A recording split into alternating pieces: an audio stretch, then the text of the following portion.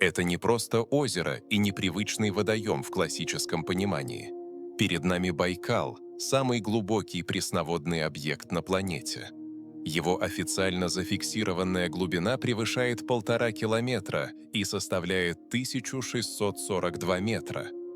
Но эта цифра обманчива, потому что отражает не реальную глубину разлома, а всего лишь уровень донных отложений, которые миллионы лет заполняли тектоническую впадину.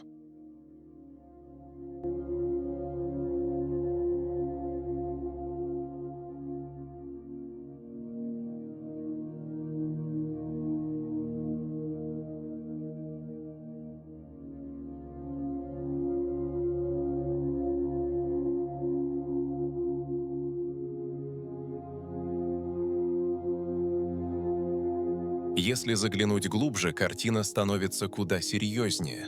Геофизические исследования показывают, что суммарная глубина Байкальского разлома вместе с осадочным слоем достигает 8-9 километров. То есть по вертикали эта структура сопоставима с высотой Эвереста и в ряде оценок даже превышает ее.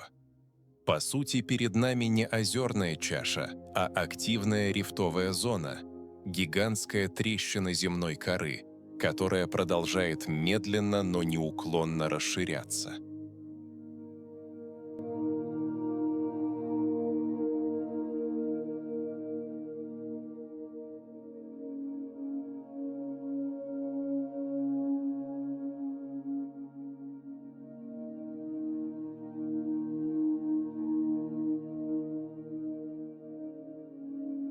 Именно здесь сосредоточен крупнейший на планете запас пресной воды в жидком состоянии. Общий объем водной массы почти 24 тысячи кубических километров. Это около 20% всей незамерзшей пресной воды Земли, собранной в одном месте. Для понимания масштаба, воды здесь больше, чем во всех 5 великих озерах Северной Америки вместе взятых. Если распределить этот объем между всем населением планеты, каждому человеку досталось бы примерно по 3000 тонн. Это уже не просто природный источник, а стратегический резерв пресной воды глобального уровня.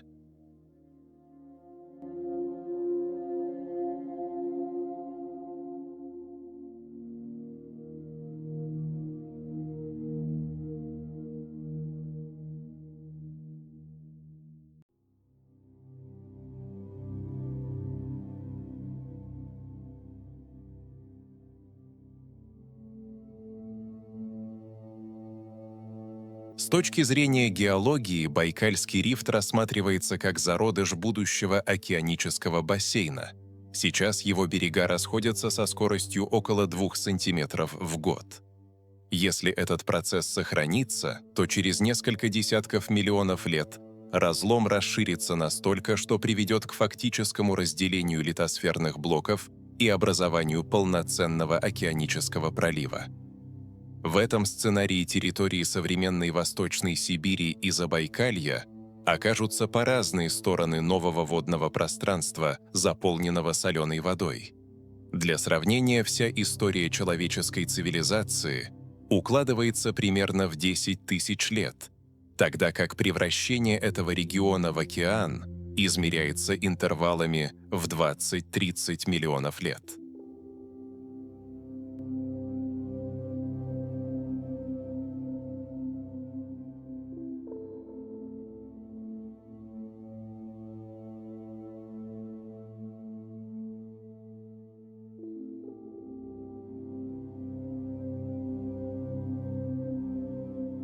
Под водной поверхностью скрыта тектоническая бездна, глубина которой достигает 8-9 километров.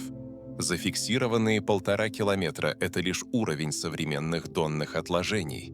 Под ними лежит мощная толща осадочных пород, сформированная в процессе миллионов лет тектонической активности. В результате эта структура радикально отличается от обычных озерных котловин и, по сути, представляет собой открытый разлом континентальной коры.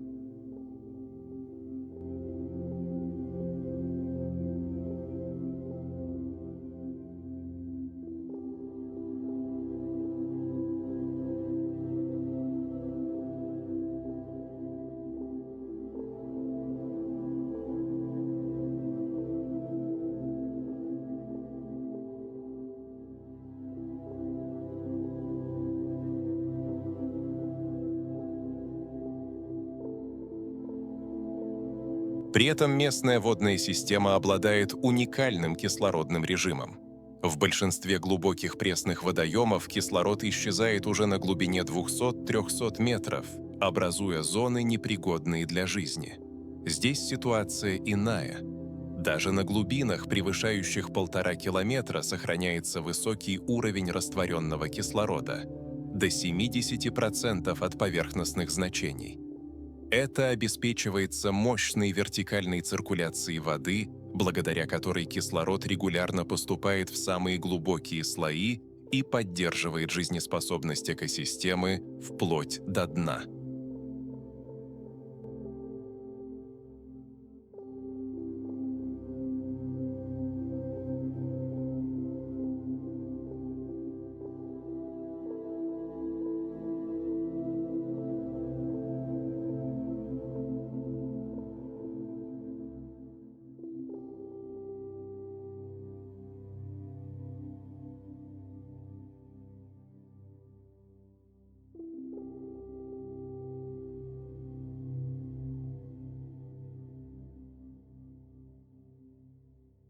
Этот водоем также известен своей исключительной прозрачностью. В отдельных районах видимость достигает 40 метров, что является рекордным показателем для пресных водоемов таких масштабов. Причина этого эффекта не просто чистота среды, а работа особого биологического фильтра. Главную роль в этом процессе играет микроскопический рачок эпишура, который непрерывно очищает воду от взвешенных частиц, бактерий и органических остатков. Прозрачность здесь – это прямое следствие слаженной работы сложного биологического механизма саморегуляции.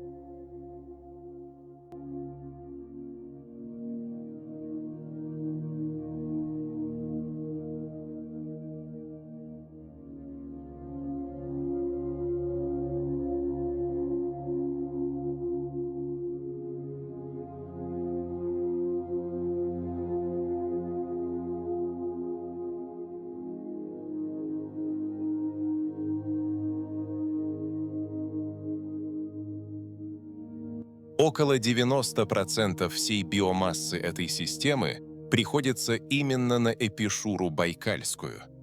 Это крошечный организм длиной около 1,5 миллиметров, но именно он является фундаментом всей экосистемы.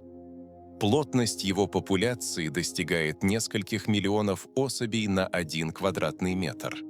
За год эти организмы фильтруют десятки кубических километров воды, поддерживая ее химическую стабильность и чистоту. По совокупной массе они превосходят всех крупных обитателей водоема вместе взятых.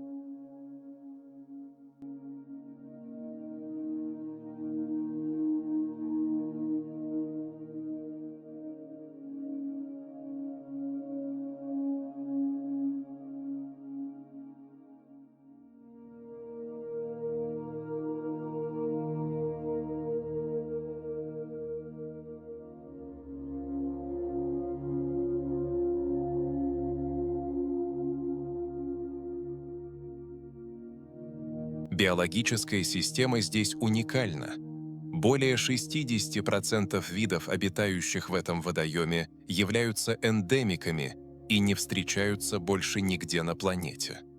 Это результат многомиллионной изоляции и стабильности условий, в которых эволюция шла по собственному сценарию, формируя организмы, приспособленные к высоким давлениям, низким температурам и ультрапресной воде.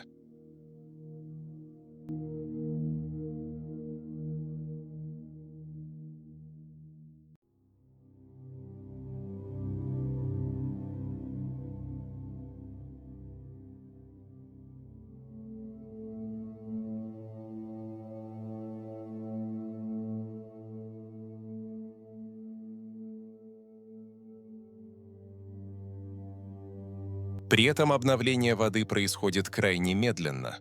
Полный водообмен занимает около 330 лет. Единственным естественным стоком является река Ангара, из-за чего все, что попадает сюда, остается внутри системы на столетия.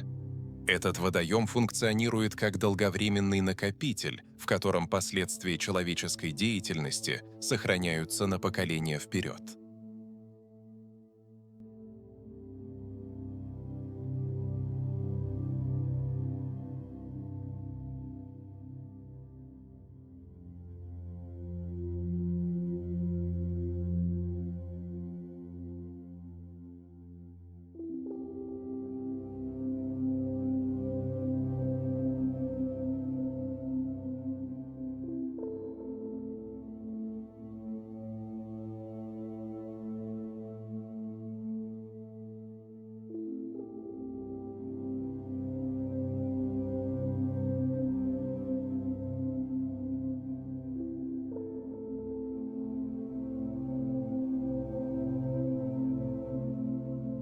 В результате перед нами не просто природный объект, а сложная саморегулируемая система, работающая в масштабах времени, несоизмеримых с человеческой жизнью.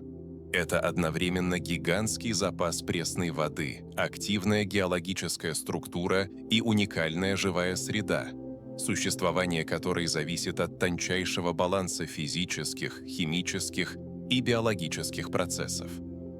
Его устойчивость формировалась миллионы лет, тогда как вмешательство человека способно изменить это равновесие всего за несколько десятилетий.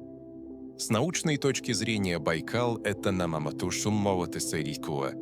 Это невосполнимый ресурс, а уязвимая планетарная система, разрушение которой может носить необратимый характер.